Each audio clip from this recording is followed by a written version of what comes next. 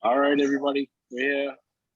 Uh, Fourth episode of Work in Progress here. My man, Jamal Langford, and a very special guest tonight. We got Elion Virtuoso and Hey, personal story here. And I want to call out the Team G because they wouldn't have had a boxing article. They wouldn't even have been there that night if this dude didn't save us with his charges. So thank you, Elion. And yeah, no doubt. it was like divine intervention when I left that night because we met on the stairs to give you your shit back. Well, I would have to go through some shit. So thank you again for that. No doubt. Jamal, thank you again. The last three episodes have been phenomenal. I dropped a pretty good Facebook post today, what our mission is and what we're trying to do. And I think we're going to get that accomplished. And it's people from this city like you, Elion.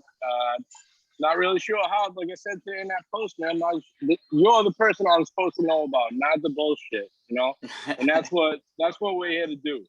So Hey, first off, I want to thank, obviously, Rivera Promotions. AJ got us together. We got Jose. I want to thank Four Seasons Nutrition and Jamal Langford himself, man. And this is what it's all about. Thank you for coming. You guys do your thing. And I'm out of here, man. I'm You chilling. come on, take it home, brother. Yes, sir. And let me get out of here. Hey, I want to say this. Salute to Mike, man, for putting this thing together, man. We built and for like an hour on one given night, man, and it just came up with this idea. There's so much talent out here locally, man. And I just want to give it back to you, Mike. I appreciate you so much. So We got big things to accomplish here, brother. And we will. What we're here for, my bad for cutting you off, Mike. What we're here for though is Elion. So Elion V. My first question for you, for the people, is the name. Now I see, and I just want to do this before you answer that question, but I definitely want to know the name, how you got it, where it came from. But I see on your Zoom link here, Anthony. So I'm guessing that's your government, but Elion V, where did that come from, man? How did that come about, and what's the meaning behind it? So that's actually a good question. Yeah, so my name is Anthony. My close friends, they call me Ant, and then my colleagues, they call me Tony. I mean, it's whatever. But Right. Elion comes from a book that I read once. So I went to go visit my father one time. This was actually around the time where, I was getting a little bit older. I was around 16, 17 years old. My dad was like, hey, I want you to come live with me. He wasn't really around when I was young, but as I got older, he was like, you should give me a chance to be the father I didn't get a chance to be. And I took that chance. I was like, you know what, let me see what this is about. So I went to go visit him, and throughout that time being there, like, he's super religious. So we did a lot of things together, besides like going to church. Like, we actually built the chapel room in the house. So he ended up buying a house for me to live with him. And in that house, in the attic of that house, the most top floor, it's a pretty big attic. We ended up constructing, me and him together, a chapel room. So we have like a little, like a nice little shrine there with a Bible and stuff like that. And he had another book right next to the Bible, and the other book was called the Angelorum. And I was curious, like, I wonder what this is about. And it's weird because, like, I'll look that book up today. Like, I'll look it up on Google to see if I find it or any information on it. But to be honest, like, there's hardly any information on that particular book. I'm gonna look now. I'm gonna go look now.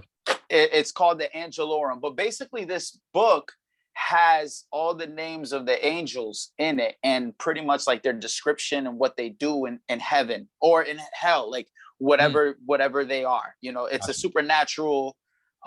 It's about the other world. What comes after, and pretty much every character that's angelic and what their names are and what they do, right? What their job is. Elion in particular is he has two roles in heaven. One, he is the gatekeeper for the seventh heaven, leading to God. Like he is the gatekeeper right there, who like you have to go through him to get to God. You know what I'm saying? Boom. And then aside from that, he is part of the celestial choir. He's a singer in the celestial choir. Look at that. So when I found that name in the book, it was weird because as I was looking through the book, like it wasn't like I was looking for anything in particular. I was just literally just scrolling through pages, like just looking. And like that name just stuck out to me, Elion. I was like, that's a really cool name. And I love like the description. Word. And the thing is, at that time, I wasn't really recording. I didn't start recording music until I was 20. Like I started late in the game when it comes to like producing and making music. I was always singing since I was little, but I didn't discover that I had a voice until I was like 17, 18, when all the girls in high school was like, oh my God, and then I could see that. But I started off rapping. I started off writing poetry, then it turned into raps, and then the raps turned into, structured songs. Right. So around that time, like as a rapper, I was like, I would like to have a dope name, but I didn't want to just have any type of name, because the stuff that I wrote about, like it was different. It wasn't just like, gang banging or in the streets. Right. Like I'd actually, in my music, I would talk about either like real life experiences, and when I say real life experiences, I don't mean like just relationships and stuff. I mean like my dad not being there, or him stepping up to the plate finally, and I would have lessons in what I'm saying, whether you were I was going through a bad time, at the end of whatever I was writing, I always try to put like a positive message behind it. And that's why that name stuck out to me, because I wanted people to relate to the music in that aspect. Like, okay, virtuoso, like if you think about the word virtuous, a lot of people automatically think, okay, that's a virtue, right? What's a virtue? Being truthful, being honest, being a good person, that's a virtue, right? Right. But virtuoso doesn't necessarily mean a virtue, like you're a virtuous type of person. Virtuoso is actually a musical term that is used in any type of music, whether it's jazz or whatever. But if you're considered a virtuoso, that means that you have like this God-given talent that is just surpasses, what anybody could ever expect, especially if you don't have that type of like classical training and stuff like that. If you just are handed, just for some reason you are just born with it, that's like you're a virtuoso. You know what I'm saying? Wow. Hey, that was the $1 million question right there, man. Nah, I love it, and I'm intrigued, bro, and I'm entertained just by that, the answer to that question. That makes me actually more interested in you and your music. So this is a perfect start. So like you said, you moved with your father there for a little while, and you said he was religious, and besides going to church, you did the other things, and that's how you came up with the name. Boom, perfect. Did you start singing in the church? Did that happen? Was there any? To be honest with you, nah, I never. When I attended church, I was always just sitting, part of the, I was just part of the parish, just chilling, just taking in the message. I was never really involved with the choir like that. I got involved in singing in a choir in school. So I'm more along the lines of like classically trained, not necessarily like soulful, because I know how it is when you sing in gospel music, you know what I'm saying? Right. So like, I was more classically trained in that. Like I learned like Hebrew songs. I learned like, all of those, like just those classical pieces that, that you would hear a choir do. I was in chamber singers. I did all state 2 years in a row in high school. I was always involved in that side of, like the drama club side. I tried out for basketball, You know, Hey. and the thing is, I'm nice, but I never made the high school team though. They was hating on me, bro. They was hating. Right. We might have to test those skills because ball's my thing. You know, my knees ain't the same no more, but we still might have to test those skills. That's what happens when you get older. Yeah, I mean, when I tried out for college, it's crazy because when I became a freshman in college and I tried out, I made the starting squad. I was a starting point guard. So I think what ended up happening was, you know, because I tried out a little late, like I never tried out as a freshman in high school or as a freshman in middle school, like, you know, 7th grade. I tried out like as a sophomore/junior. And I think what ended up happening is that because they just saw like, you know, what the other squad was doing before the year before, they already had their team. They already had their team picked. Yeah, they just went with that. You know what I'm saying? And I didn't get that chance. So I was like, you know what? I'm not gonna make the same mistake in college. When I get to college for very first year, I'm gonna let it be known, like I'm here. You know what I'm saying? I love it. So that's why I can see the passion. I can see the passion for the sports. You know, originally this is a sports show, so that's a smooth transition for us. You know what I'm saying? Yeah, man. I mean, I love basketball. That's where it's at for me, bro. I still play till this day. You know. Word. But how did you recognize that you had a voice? Like, I'm gonna be honest with you, bro. You know, I'm a tall, handsome dude. I rap. I started off with music rhyming, and the reason why is because I can't sing, bro. Right? And I know it. How'd you find out you had a voice? How'd you figure out that you had a voice? So I mean, that's what I was saying is that, like, for me, I didn't, even though other people would tell me before I was 17, before I turned 16, and I was really getting complimented by the females, like people like my moms and friends would tell me like, wow, like you could sing, bro. You're not tone deaf. Like you could sing, you could carry a note. But I never took it like to the point. I never thought that it was to that level. You know what I'm saying? I never thought I was really like competitive like that. Like I could really sing like that. It wasn't until one day I was in choir. I was a freshman in my choir class, and we're singing. And out of all the fellas, I had the highest voice. So the teacher didn't put me with the bass, the baritones, and the tenors. She ended up putting me with the altos and the sopranos on the other side with the late. So I'm literally in the female section. I'm the only dude in the female section singing with all the females, right?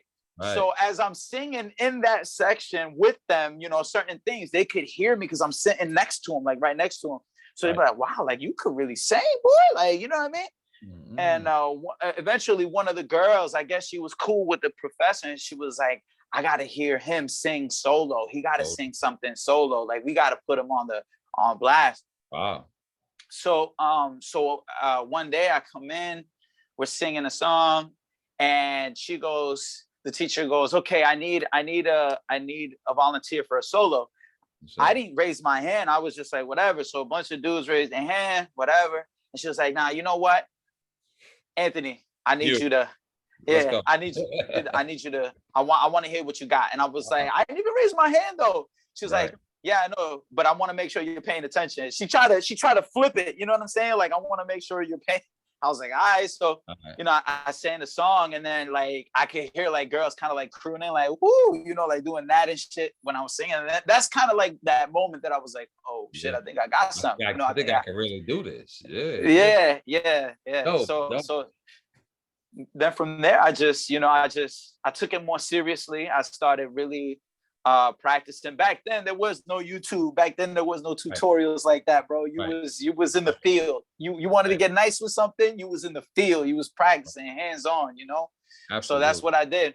And I would come home after school. I remember, bro, I taught myself how to sing listening to Jagged Edge, bro. Like I would listen to that they had just dropped that Jagged Little Thrill album, with a party at. Girls is on the way with a Bacardi yet. That whole album was fire, bro. Yes, but I went to the point where I learned every song. It was like 16 tracks. I learned every single song, and I just sang it all the way through.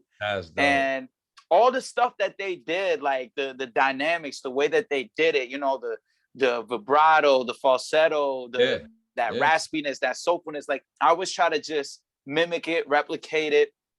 I can hear it. I can hear it in your music. I've been doing my homework on you, man. And I can. And first of all, let me say, I'm a fan. Like I I do appreciate that. I do my homework on every guest that comes through, and I'm not just I don't just blow smoke. I keep it 1,000%. You know what I mean? Like I'll tell you, you know what I mean. That needs work, bro. Like and because I'm an artist, and I wouldn't want to lead people down the wrong. I'm a fan. I'm actually listening to your music, so I skipped over a little something. So I just want to rewind real quick. Where you from originally? Oh, that's actually funny. Not a lot of people know this, but I'm actually born in New York. I was born in Queens, New York. So I was brought out here at the age of like 1.5. So I might as well would have been born here in Worcester. So you're from here. Yeah. I'm basically, I like anybody ask me what my hometown is, I'm never gonna say New York. I'm gonna say Worcester because this is where I grew up at, you know what I mean? But I was literally born in Queens. And I would visit my father, here and there on the summers and stuff like that, throughout my youth. So I was always going back and forth between here and New York, Okay, that was my question because you said visit your father. I'm like, where'd you go? PR, where'd you go? So it was New York. When you went to visit and live with him, it was New York that you went to. Yeah, because my family originally, when it came up, so my dad is from Ecuador, my mother is Puerto Rican, but they both met in New York. And my family, most of my family, my mother's side and my father's side, they're both from New York. They come from that area. But once my mother and my father separated, that's when she took me and brought me over here. And I was only about a year old. So, but yeah, that's how I was able to come back and forth and just visit. So when did you realize like, yo, I want to take this music thing serious? Because I know you said you was doing it. You got it in high school. The girls they kind of gassed you up, and it was like, word, I could do this for real. And then you get that moment of like, yo, I can really do this. And then it turns into maybe a hobby or something you just do for fun. And when your people's around, cool, yeah, that was dope. And then when did it become like, yo, I gotta hit the studio, I gotta put some videos out, I gotta grind and see if I could really get to that next level? When did that transition happen? So I don't think that was like a overnight thing for me. I think that became like a gradual goal for me to really pursue it. Because what ended up happening, like I'm telling you, man, like my very first passion was basketball. Like I really, really wanted to be in the NBA, bro. I was fast. You wouldn't believe the stuff I could do, bro. I'm not tall. I'm only 5'5". I'm 5'5". Right. But bro, when I tell you, bro, I got to a point I couldn't dunk, but I could touch the rim. And at my height, if you could tap the rim, bro, you know what I'm saying? Like, you got hops. You got hops, hands down. You're an athlete. You're an athlete. That's what it is. You're an athlete. So we might have to get you on the sports show, bro. Bro, I'm with it. I'm with it. Yeah, I'm gonna have to talk to Mike, man. We got to get you on the sports show too. Have you come back on the sports show? Hell yeah. So that was my thing. Like, really, I really wanted to be in the back. So in the basketball and all that, I was always athletic, playing soccer too, low key, but more like basketball. And then what happened was I had problems, at home, whatever, and DSS got involved. I almost got thrown in the foster home. So in my youth, I ended up moving to Florida, and my aunt took over and took custody because they didn't want me to go to a foster home. And I thank her every day for that. I consider her like a second mother to me. You know what I'm saying? Because she played the role. And big ups, thing, What's her name? Big ups to Titi Linda. Titi Linda, big ups, Titi Linda. Yeah. No, that's real. That's real. That's real. So I moved out with them, and they really changed my life. They showed me what discipline was, how to really turn my life around, get my grades up, all that, right? So then I started, trying out for the squad for basketball. And like I said, I didn't make the team, right? So I got real discouraged. I was really upset because I'm like, yo, how could they overlook me like that? I was really upset. Right. And she's like, you got to understand something. And she wasn't trying to like shit on my dreams, but she was trying to instill this realism into me. Like, you got to understand that you're up against people that are taller than you. They're always going to look at somebody who's tall. And she knew this, because she's also short. She's only 5 foot tall, but she was nice at ball too, nice too, yeah. She was a problem. Like when I tell you, bro, she was nice, bro. Right. So okay. So she would tell me, like, it's just that you're short, you know, and you would have to work way harder than anybody else would to really get to that point, you know. And she's like, she would tell me, like, I highly think you should consider something else, because it's just gonna be one of those type of impossible feats to accomplish. I mean, there's only one Muggsy Bogues, you know what I'm saying? There's only even Nate Robinson, Nate Robinson is like 5'7". You know what I'm saying? He's like the shortest, and he's like 3-4 inches taller than me. You know what I'm saying? So it was like, so I was like, it was a damper for me. So I was like, and around that time was when girls started telling me, like, yo, boy, you got a voice on you though, you know? And I was like, all right. So I kind of like started making that transition. I started like pouring the passion from the basketball and those dreams in the NBA. Like I started pouring that passion into writing, into singing, into acting, into stuff like that. And I didn't get to the point where I started recording up until I was like 21. I moved back to New York. I had gotten with this girl. I was starting to work full time. I was dumb because kids don't do what I did. I ended up leaving college. To be with a girl. We didn't work out. She played me anyways. So, but long story, life lesson. I went back to college though, and I graduated. I was a little late, but I went back and I did it. You know what I'm saying? Salute. So when I did that,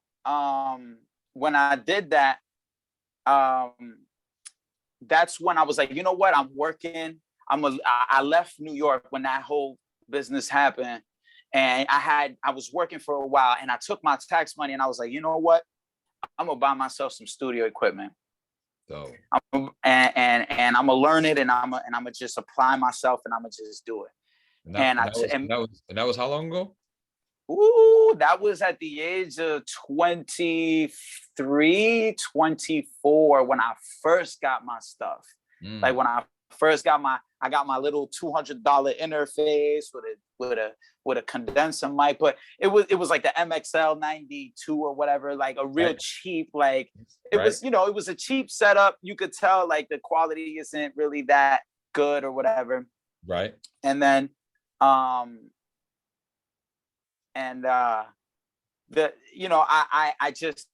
was experimenting. Right. And at that time, like I have a friend, his name is Abby Cotto. He's also an artist from out here. He was literally on the same path I was on, but he's taller than me. He's like 6'1".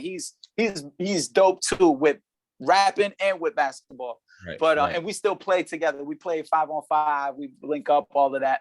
But like he was with me when I got that. Like I was like, yo, I'm gonna just do this. I'm gonna take this tax money and I'm gonna just go buy myself some equipment. And if you want to come through and record, bro, you're more than welcome to. He was like, nah, that's you, bro. I'm trying to be in the NBA. Like I'm not. And I would like entice him into it. I was like, yo, bro, why are you gonna put all your eggs in one basket, bro? Like try different things, bro. There's nothing wrong with doing more than one thing, experimenting, seeing what you like. Fast forward to today, that's like his favorite thing to do. He kind of dropped basketball and now he's like rapping full time. You know what I mean? So what's his name again? His name is Abby Cotto. I'm sure you'll find him. Abby. Bro. I know Abby Cotto. No, I definitely know Abby Cotto. I know that name for sure. I don't know him necessarily personally, but I know that name. I know that name for sure. Yeah, he just opened up for Joyner at Joyner Fest. He's making noise. He's making noise. That's what I was saying. Yeah, his music is fire, bro. He did some features with Fatboy SSC, with Millie's. Like, bro, he took that passion the same way I did, and he just ran with it, bro. You got a feature with him? You got a feature with Abby? Bro, that's me and him. We started making music together. That's how we started, bro. Okay. Like it was me and him, and then like after some time, we kind of just went our separate ways. He started doing his solo projects. I started focusing on my solo projects. So it's inevitable. Bro, it's inevitable. It's inevitable that you're gonna re-link with him, though. Like you're both doing music. So it's inevitable. Bro, we still talk. We play basketball together. You know what I'm saying? Like He listens to my stuff. I listen to his. We give each other pointers. We talk about the music all the time, bro. It's all love. It's always love. He's like a brother to me, legit. You know what I'm saying? Like we legit grew up together. So like, right. You know, even though we don't do projects together like that, like it's not like we don't fuck with each other. You know.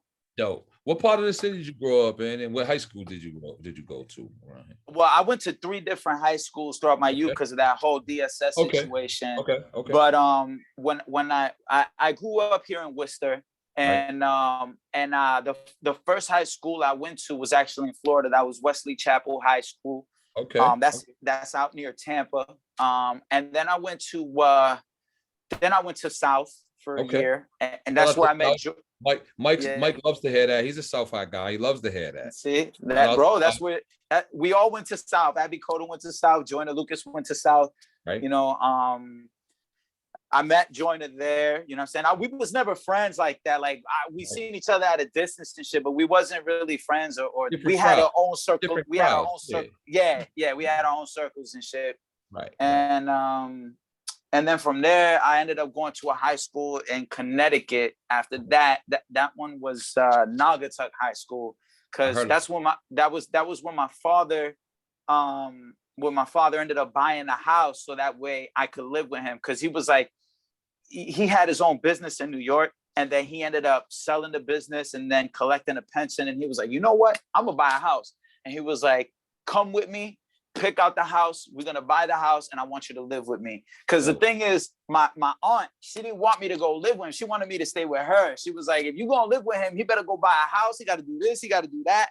So I told him, I was like, "Bye, if you want me to go live with you, they telling me to tell you that you need to go do this, you need to go do that." He was like, bet. And then he went instantly. He was like, you coming with me, we gonna buy this house together. I was like, word. I was like, okay, let's do it.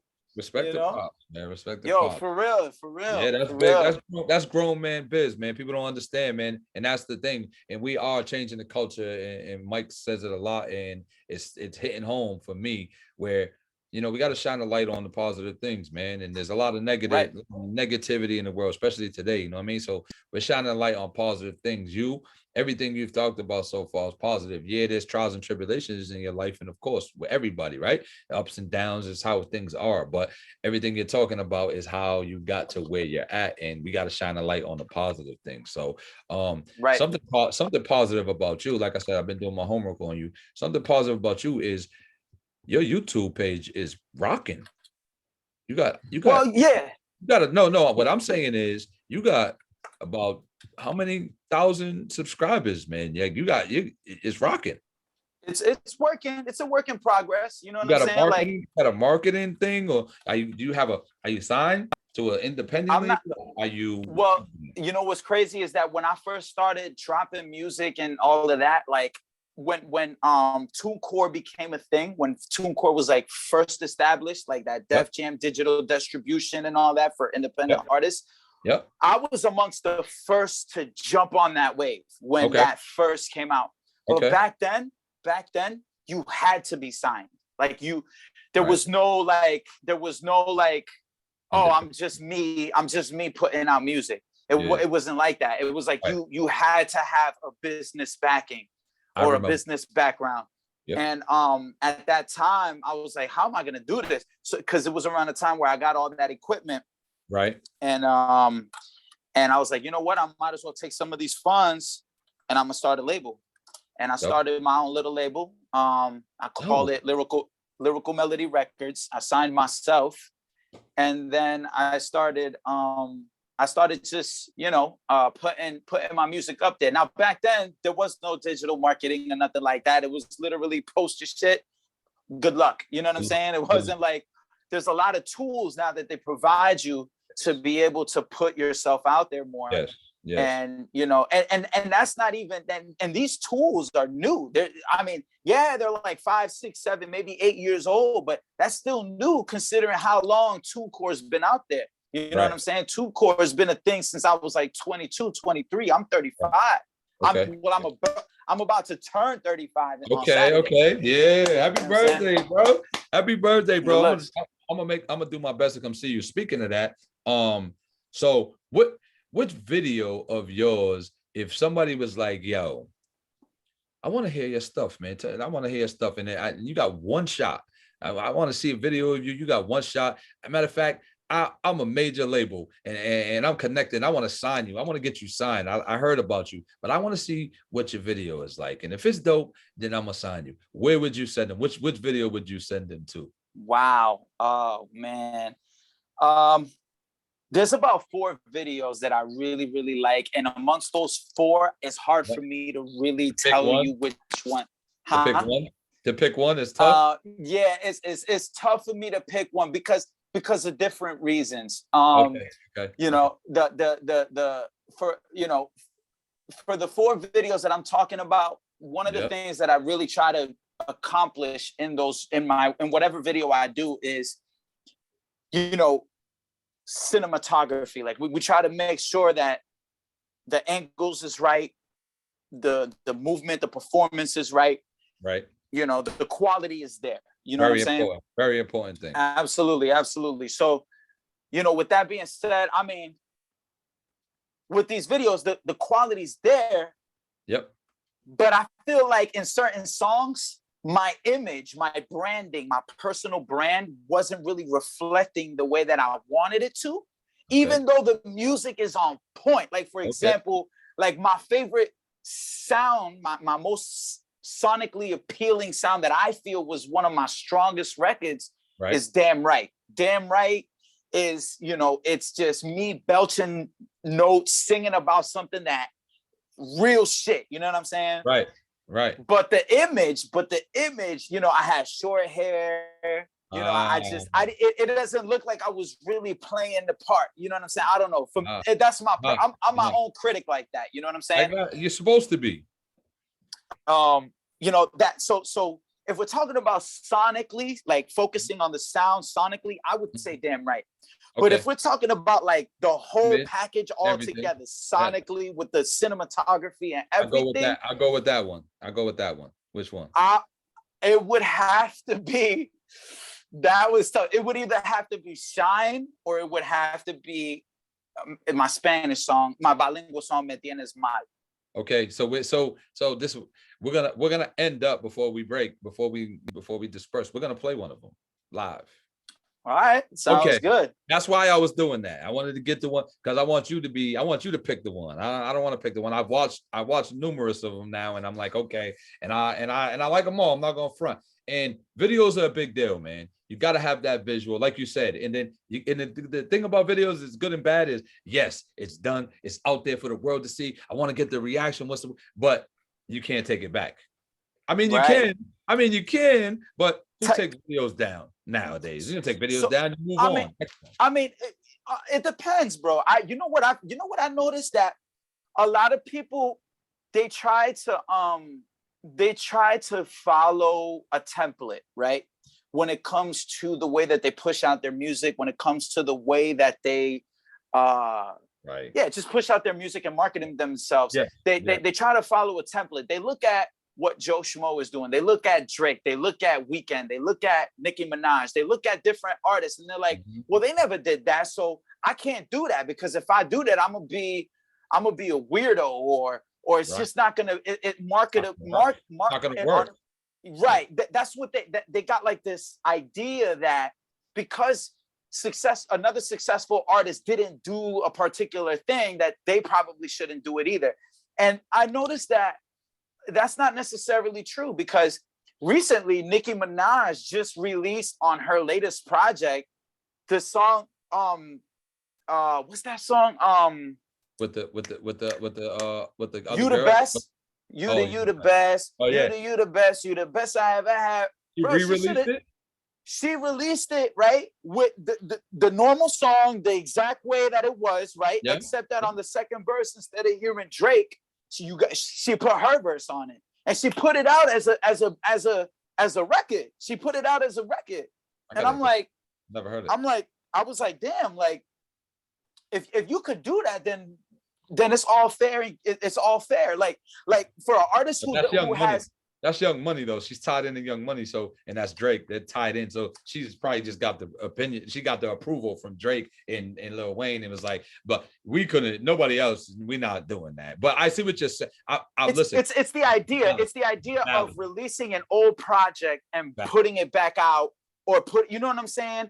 And honestly, I think that really, if you feel like your project is strong enough, it's got like that timeless vibe that's not dated. Yep. And you don't like the way you executed it the first time, and not just that, but you're not getting it. Didn't go viral. It's not like you got to re-release it. You know what I'm saying? I don't think it's a big issue. Not just that, I've seen other artists and other genres do stuff like that. You know who Jack Black is? Yes, I do. So Jack Black from Tenacious D, he got this song called The Greatest Song in the World Tribute. Okay. It's basically it's funny because he makes comedic music, right? So it's funny because the original song, he released it with a music video, right?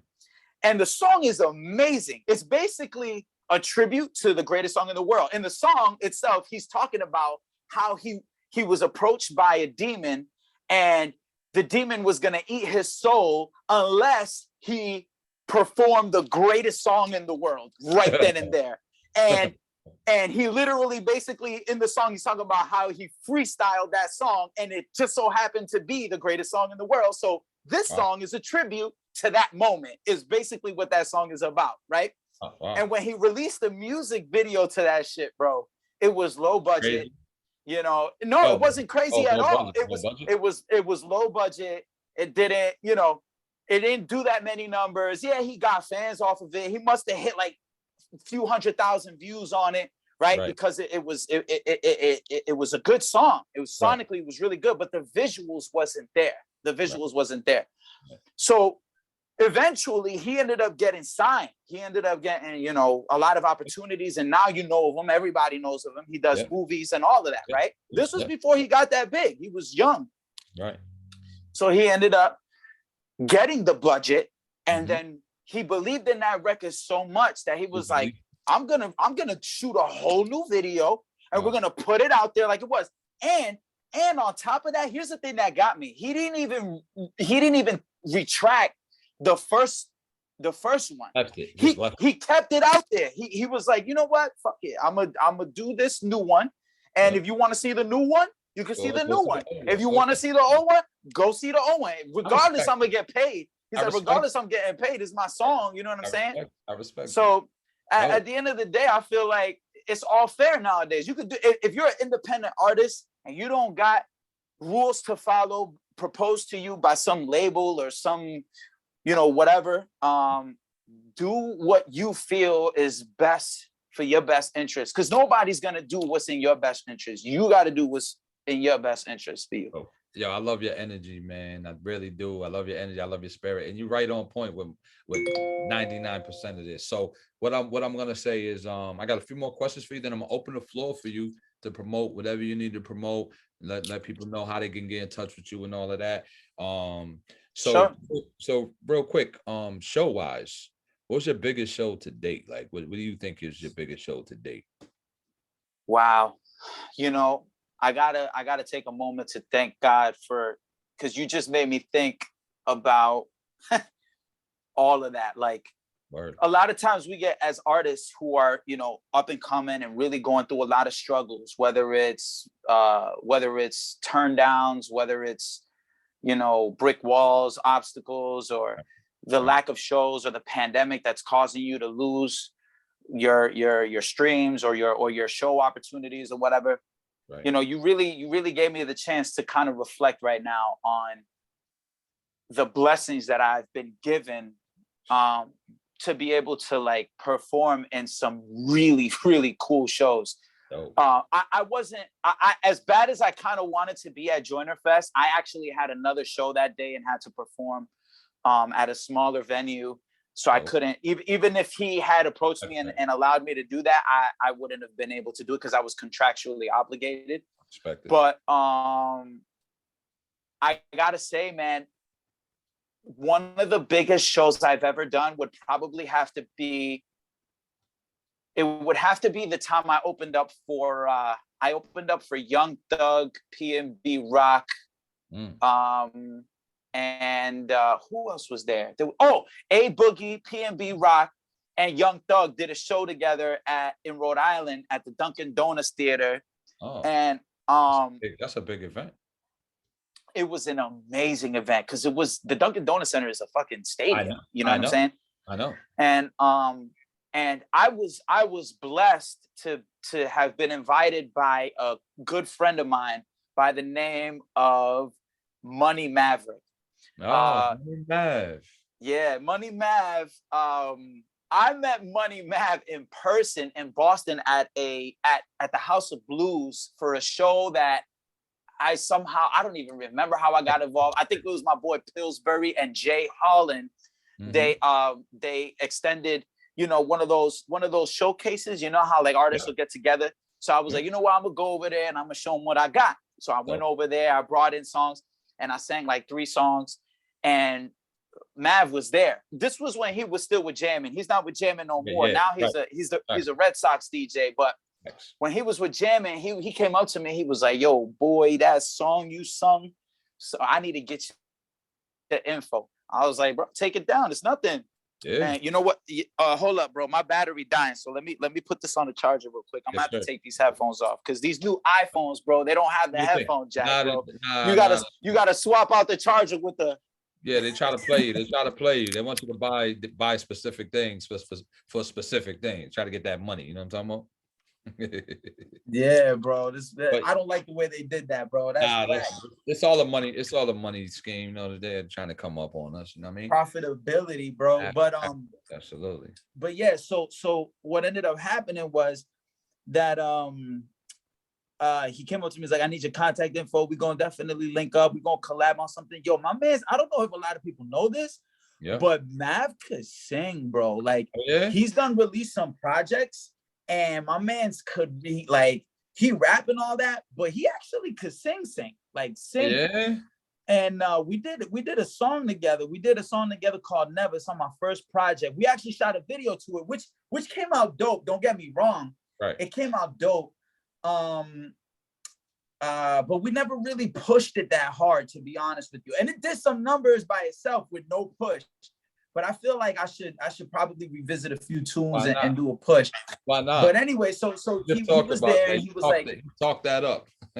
Yeah, bro. He was there and he was like, "We're gonna need to link up." This and the third. Boom, we did the song, right? When we did the song, this is how it went down. He was like, "Yo, he's like, you got a studio?" I was like, "Well, I got friends with studios." At the time, I didn't have all of this setup that I have now. Right. At the time I had like a little portable setup, but it was a really high-end portable setup. Like it's a small little setup that you look at it and it's like that rinky dinky, you know what I mean? But it's like, bro, it sounds amazing. Like once you get everything together. So anyways, I was like, you know what? I could bring the studio to you. He was like, get out of here. I was like, for real. He's like, all right, then come to Jammin' and we'll record it here at Jammin'. I was like, bet. I took my laptop, took my interface, my mic stand and my microphone. Boom. Went to Jammin'. We literally sat inside of the studio and boom, we banged it out, bro. When he heard the record after, he was like, "I can't believe it sounds like this. This sounds like something we could do right here, record right here, bro. Like it sounds like we did it here." Oh. I'm like, "Well, we did do it here," but he was laughing. But then he invited me to the show that he had, which was that PNB Rock show. Wow. And he was like, "Yo, that song that we did together, bro, I'm in love with it. Like, we need to do that at this show." And I was like, "I'm with it." So he had a party bus, bro. It was super lit, bro. He had a party bus. When we get there, bro, we were treated like rock stars, bro. We was sipping, chilling. Wow. It was just absolutely amazing. One of the most wonderful experiences I've had. And not just that, bro, but another like dope show was the boxing event that I met Mike at, bro. That boxing event. I mean, I wasn't singing originals. I was singing. I heard you killed it. I mean, I was singing the God Bless America or whatever it was, but I heard you killed it. And that wasn't even, bro. I've done Fenway. I did the same thing at Fenway, and that was packed too. The Woo Sox, that was packed too. We're talking about consistent events that we're talking about 4,000 plus people there. You know what I'm saying? And like that's why I had to take a second to really think about it and be like, wow, bro, like I actually been involved in a few things. Like I'm kind of blessed, you know. I gotta give my thanks to God real quick. You are blessed. You ain't kind of blessed. Like those things, like you don't really think about that stuff on a regular when you're in emotion of trying to just get to the next level. You're all right. I knocked that down. What's next? You know what I'm saying? And that's the thing, like. You just gave me that opportunity to like look back and be like, yo, bro, but look at what you have done. You know what I'm saying? Like, stop focusing on what you don't have and look at what you do have. You know what I mean? And you got to do that, man. And you're popping right now, man. And I'm gonna say, man, big ups to you, man. And you're very ambitious, man. You signed yourself, man. When you told me that, I was like, I had to stop and applaud you. You know what I mean? You signed yourself when things needed it, when you couldn't make another move without being signed. You was like, well, I'm just gonna sign myself so I can make that move that they're telling me I can't. So you're super ambitious, man. You know what I'm saying? Things are happening for you for a reason, man. You're blessed, man. Stay along that path, man. But I do want to ask you, when people are looking for you or checking for you, man, what's your social media handles? Are they all the same? Are they a little different? How can they find you if people want to book you for a show? Well, so for Facebook, it's Elion Virtuoso. That's Elion Virtuoso. Instagram is the same thing, but there's the underscore, so it's at Elion_Virtuoso. Yes, sir. YouTube is 3L Virtuoso. If you type that on the URL at the top, 3L, like youtube.com/3L Virtuoso, you'll see like all my projects, all my music. Same thing with like Spotify, iTunes. Like you just type in Elion Virtuoso, you should be able to find me. I should be the first one that pops up. Yes, sir. Twitter, I have a Twitter, but my Twitter, I don't really be on Twitter like that. I know it's kind of crazy because everybody be on Twitter, but right. I don't know. For some reason, I just never really found Twitter to be what's that word? Influential for me. It hasn't really been influential for me. The new trend is TikTok. You doing that? I do have a TikTok, bro, and I'm actually, I'm like, you know what's crazy about the TikTok thing, bro? Is that's the platform that I be the least on, right? But when I post a video or something, that's where I get the most. I'm like, I'm gonna tell you why, real quick. It's because everybody's attention span is this big nowadays, man. So they want to see that quick clip. Oh, yeah, that was it. Moving on. Next quick clip. Oh, next clip. So they want to see the quick clip. Everybody wants that quick little fix, and then they moving on. So that's the reason for that. But keep doing that. Use that to your benefit. So real quick, before we get out of here, my brother, I want you to show us around your lab where you're at right now, because I see the red light. And I see I see some things behind you that's telling me, you know, you in the lab right now. So yeah, man, I'm actually getting ready for Saturday, bro, because this show is gonna be crazy. Oh, plug that. Yeah, the Gillette stage. So here's my game plan. Yep. I got really inspired by Kanye West the other day. I was watching his performance doing Runaway, where he busted out the drum machine and he was performing with the drum machine. And I was like, yo, I got a drum machine. I need to do one of those. Pull it out. So I came here to the studio. This is actually my home away from home. I'm literally preparing my drum machine. Like I'm setting all the pads and the samples to trigger the songs along with certain samples, so that way I can play with the pads as I perform, and then, you know what I'm saying, do my thing. But yeah, this is the setup. Let the people see. And while you're doing that, I'm gonna pull up your video. Oh yeah, I see you. Oh, that's official too, man. This is the machine. This is the machine MK3, bro. This is a bad. Are you gonna bring it out? Are you gonna bring it out like? Oh Kanye? Yeah, I'm a performer. See, this is my performance laptop. So I'm gonna hook it up to this performance laptop. This laptop right here is hooked up to this for recording. Like this is for recording right here. This is my studio mic. You know what I'm saying? I got the room with the acoustic foam. You know what I'm saying? I got some artists, man, and you know I'm gonna be in touch with you. So we're gonna be connecting and collaborating. I got some people for you. I'm gonna throw your way. Get some. Definitely. Get some collaborations. If they need beats, come see me, man. I make my beats too. So that too. You know? Hey, I'm gonna play that Shine video if you don't mind, and then we're gonna get out of here. Is there anything else you want to plug before we get out of here? Anything you got going on? Any current events that's coming up? Any projects that's coming out? Yeah, so I do plan on releasing a few new songs on all digital platforms. I'm not gonna drop the titles of them. I'm just gonna say be on the lookout because there's gonna be a whole rollout for them as these shows progress. Because I got the Saturday show coming up at Gillette. Yes, Gillette Stadium is called Splitsville. It's like a bowling alley / restaurant nightclub, like real super high end dope spot, bro, right in Gillette Stadium. How do they get? And then November 3rd. How they get tickets for that? Because we're gonna put this out tonight, so tomorrow. No tickets. You just walk right in, bro. You walk right in, no cover. You just walk right in. But I do have a show that I am selling tickets for. I'm waiting for the tickets to come in the mail. Okay. It's for the Palladium here in Worcester. I'm opening up for Lucky. If you haven't heard of him, bro, he's from Cali. I mean, I'm sorry, not from Cali. He's from Chicago. Okay. And my man's, he's like up and comer. He's not, he's not like on the level of, the Dons and this shit, but he's an up and comer that is making some serious waves, bro. Like on that same level as like Montana 300, you know what I'm saying? Like around that bracket. So he's a rapper. So he's a rapper. Oh yeah, he's a rapper and producer too. So I'm trying to plug with him because when I do collabs with people, I'm not trying to just jump on a song with me, let's collab, bro. Nah, like let's get in the studio, let's co-produce something. Let's build. And if we don't even have to do the song together, we could co-produce it and let's go shop it out to other artists. Let's go make some money together. You know what I'm saying? Like, you know what I mean? Stuff like that. I salute you, my guy.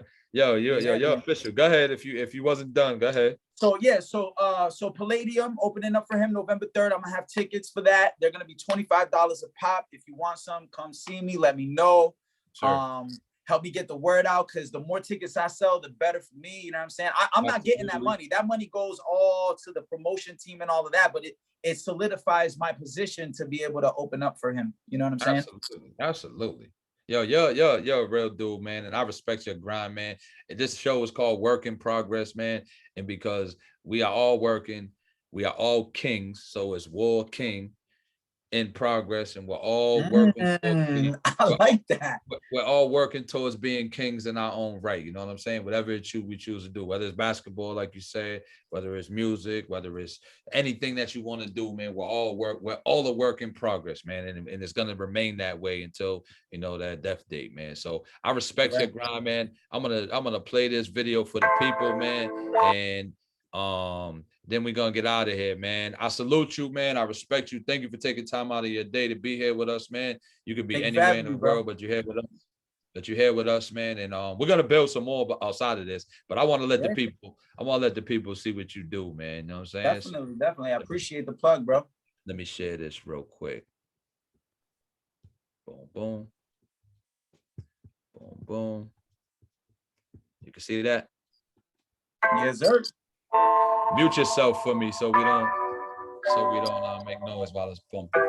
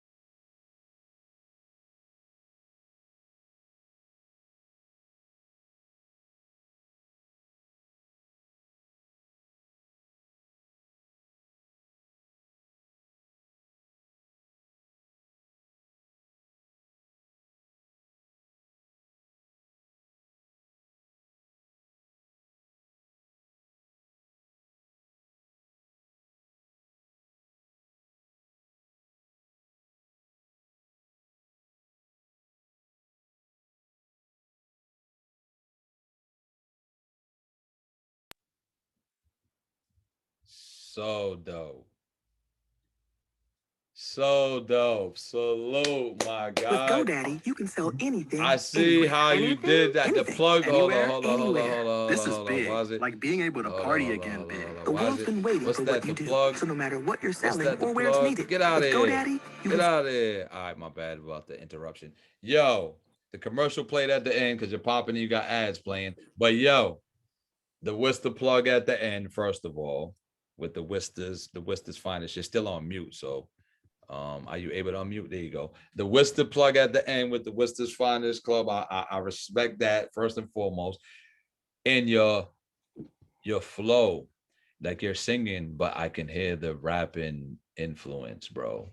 Like the way you're doing it, bro. And I will say, it's definitely going to catch the next wave, bro. You're I'm gonna trying, bro. Trying. Just, that's the key. You you're just a gotta work find in a progress, but sound. you are going to get to that next level. I'm calling it right now. I like it a lot, and I'm a hip hop guy. Like you ask my guys, I'm strictly hip hop, bro. I don't really veer off. I really don't. I like certain things, and I'll hear certain R&B joints that I'm like, oh, that was cool, and then right back to my hip hop. But I can see that, and I can play that, and I can vouch for that. So I'm gonna salute you, man, once again, bro. If I you got appreciate anything it, to bro. say before we get out of here, go ahead. If not, we're gonna wrap up, and I'm gonna be in touch with you because we're gonna connect. Yeah, I'm with it. I'm with it, bro. The studio's open, so if you want to come on down, bro, work on some tracks, you're more than welcome to, bro. Yo, big love, my guy, man. Salute you, man. Good luck in the show tomorrow, and I think I'm gonna pull up. Yeah, definitely. Saturday. Tomorrow's Friday, but Saturday. Saturday. One love, right, my buddy. God. Be safe out here. You too, man. God Peace. bless.